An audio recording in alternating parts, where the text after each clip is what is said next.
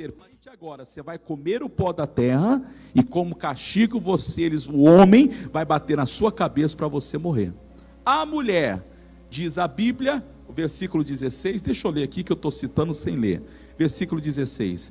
E a mulher disse, qual foi a punição para a mulher? Multiplicarei grandemente a tua dor e a tua conceição. Com dor terás filhos, e o teu desejo será para o teu marido, e ele te dominará. Não era assim antes, mas Deus falou: a punição agora é que a serpente vai comer do pó, e o homem vai bater na sua cabeça.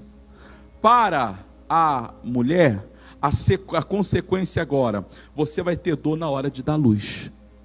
Antes, não sei como devia ser, mas diz a Bíblia que agora havia dor. Provavelmente antes não havia. Terceiro caso, para o homem, você agora vai ter que ralar e vai comer com dor. Você vai ter que ralar, vai ter que lutar por causa do pecado. E para a terra, fruto do pecado sobre a terra, Deus falou: a terra agora vai produzir espinhos.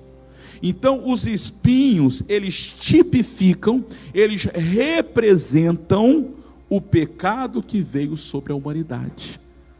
Voltando à história de Jesus, tiraram-lhe a capa, tiraram-lhe a cana, o cetro, a autoridade, mas eles não conseguiram tirar o que, pessoal? A coroa de espinhos. Por que eles não tiraram a coroa de espinhos? Porque diz a Bíblia Sagrada que aquilo era a missão que Jesus deveria tomar. E por que eles então colocaram a coroa de espinhos? Por que os espinhos estavam sobre a cabeça? Porque aquilo representava o pecado da humanidade sobre cada um de nós. Leia Levíticos comigo. Você está em Gênesis? Êxodo, Levíticos, 2 números à frente. Livro de Levíticos, capítulo 4, versículo 32. Levíticos 4, 32.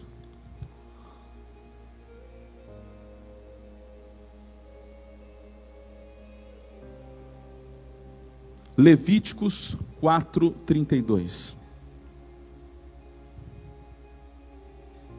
Fala o seguinte, capítulo 4, versículo 32.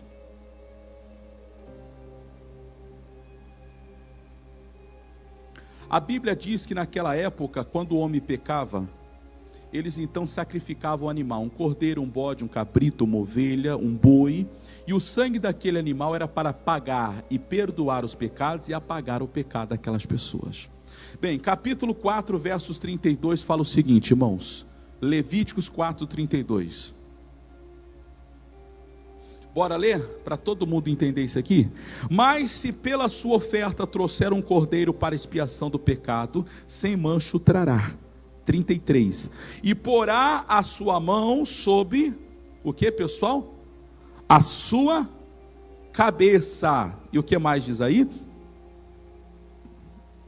Cadê? Eu perdi aqui. Porá a sua mão sobre a cabeça da oferta pela expiação do pecado, e a degolará por expiação do pecado, no lugar aonde se degolar o holocausto. 34 diz: depois o sacerdote com seu dedo tomará o sangue da expiação do pecado e porá sobre as pontas do altar do holocausto. Então todo o resto do sangue derramará na base do altar. Deixa eu explicar. O homem pecou, pegava-se um animal perfeito, sem defeito algum, o melhor do que tinha, e oferecia a Deus em oferta. Antes do animal ser sacrificado, o animal vinha para o sacrifício. O homem pecador, suponhamos que eu cometi um pecado e vivia naquela época, eu então viria, colocaria as minhas mãos sobre o cordeiro, sobre o bode, o bezerro, o carneiro, o animal que eu estivesse oferecendo, colocaria a minha mão sobre a cabeça dele. Era como se eu estivesse transferindo o meu pecado para aquele animal. Eles então pegariam, degolaria aquele animal, o sangue derramado era para perdoar e apagar o pecado daquele pecador, e o animal ficava de oferta de sacrifício para Deus. Era assim que funcionava. Jesus então, quando ele veio na cruz em nosso lugar, e os homens, em zombaria, não há de brincadeira, eles deram-lhe uma capa, deram-lhe uma cana e deram-lhe uma coroa. A capa, a realeza tentaram tirar, Mas diz a Bíblia que Jesus, ao terceiro dia, ele subiu ao céu e se assentou à destra de Deus. Amém, pessoal? O diabo não conseguiu derrotar o nosso Deus. E a autoridade, a cana, pastor? A Bíblia diz que no segundo dia, Jesus foi até o inferno, tomou a chave, a autoridade das mãos do diabo. O diabo não tem mais autoridade sobre a humanidade. Jesus conquistou por nós. Amém, povo de Deus? E a terceira bênção, a coroa de espinhos. Quando Jesus morreu com aquela coroa, significa que os meus pecados, os teus pecados, o castigo e maldição de toda a humanidade foi tirada da humanidade e colocada sobre a cabeça de quem?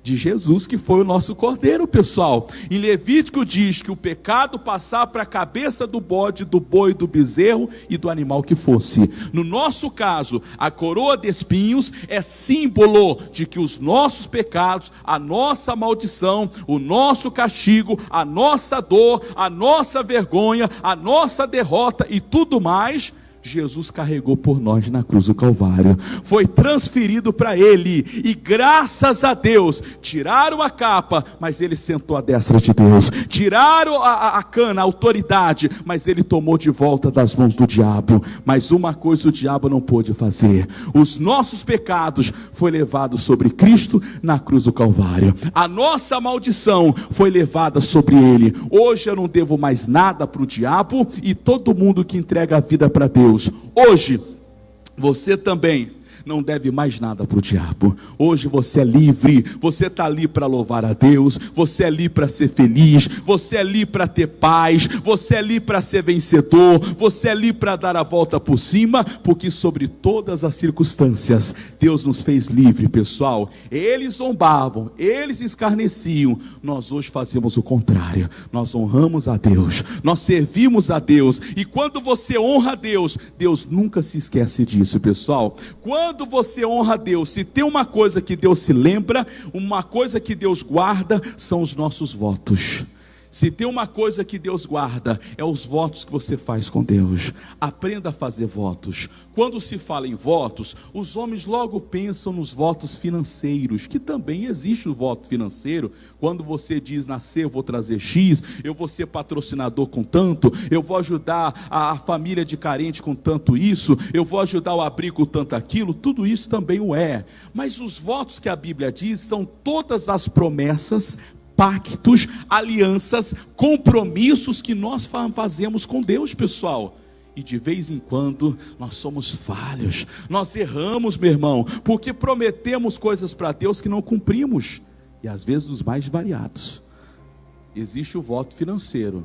Você faz um propósito, por exemplo: Deus, a partir de agora eu vou ser dizimista. Aí a pessoa não é mais. Alguém diz: mas Deus não precisa do meu dinheiro. Graças a Deus, porque Ele é dono do ouro e da prata. Deus não precisa de nada, pessoal. Sou eu quem preciso dar, é você quem precisa honrar. Deus não precisa do que você tem. O mal do homem é achar que conseguiu tudo sozinho, é não reconhecer que tudo que você tem foi Deus quem deu. Você precisa fazer votos a Deus. Você fez um voto, por exemplo, quando você se converteu a Jesus. Quando você entregou a vida para Deus, naquele dia você fez um voto. Qual? De andar com Deus, de servir a Deus, de se envolver com Deus, de colocar a vida diante de Deus. Não recue, não retroceda, não volte atrás. Tem pessoas aqui que fez um voto de profeta. Você sabe qual que é o voto de profeta, pessoal? Voto de profeta é: aonde Deus me mandar, eu irei. O que Deus me pedir, eu farei. Eu, na qualidade de pastor, eu não posso pedir a Deus: Deus, me manda para lá, ou Deus, me deixa aqui. Eu tenho que dizer: Deus, cumpra a tua vontade. Se Ele quiser que eu fique mais um dia, glória a Deus por mais um dia. Se Ele falar que é mais 10 anos, glória a Deus por mais 10 anos. Eu não posso dizer: Deus, eu quero ir ou eu quero ficar. Se Deus falar: vai para onde Judas perdeu as botas, vou ter que arrumar a bota para Judas, mas eu vou para lá. É assim o voto de profeta. Voto de profeta, quem sabe muitos de vocês o fizeram. Um dia você diz: Deus, eu quero te servir, o que o Senhor quiser para a minha vida eu vou fazer. Mas tem coisa que você não faz. Tem gente que ainda não entendeu que servir a Deus, que andar com Deus, é ter uma vida de servidão. Alguém Deus chama para você ser usado por Deus das mais diversas maneiras. Que bom seria aqui, por exemplo, se todos vocês aqui que são profissionais, que você pegasse um dia pelo menos do ano, ou mais, estou falando por ano, estou nem falando por mês, por ano, um dia por ano, ou uma semana por ano, e você fizesse só de ação social para as pessoas, mas sem interesse nenhum, sem segundas intenções. Você é um dentista, você dedicasse lá um tempo do seu ano e você dissesse: eu vou prestar serviço para o máximo de pessoas que eu puder, sem cobrar nada. Você é um advogado, eu vou prestar os meus serviços sem cobrar nada. Eu sou motorista, você sabe aquelas pessoas que colocam no carro, geralmente na parte de trás, para uso exclusivo de Jesus. Maior mentira, nunca levou ninguém para a igreja. Ah, pastor, que o irmão mora no meio do barro. Pois é, se é de Jesus, Jesus não ia ligar que era barro. Mas tem gente que não entendeu isso. Você não é usado por Deus como Deus gostaria. Voto não é só dinheiro, é compromisso, pessoal. Tem gente aqui que você assumiu um compromisso com Deus, mas você já quebrou. Você assumiu um compromisso de ser fiel, e se tem uma coisa que Deus não se esquece, é de votos. A Bíblia diz que os nossos votos estão sempre diante de Deus. Isso está em Salmos capítulo 56, versículo 12. Tudo que você um dia prometeu para Deus está diante dele. Você prometeu ser fiel ao seu cônjuge, está diante de Deus. Você prometeu que você abraçaria a fé, Jesus Cristo, e não olharia para trás, está diante de Deus.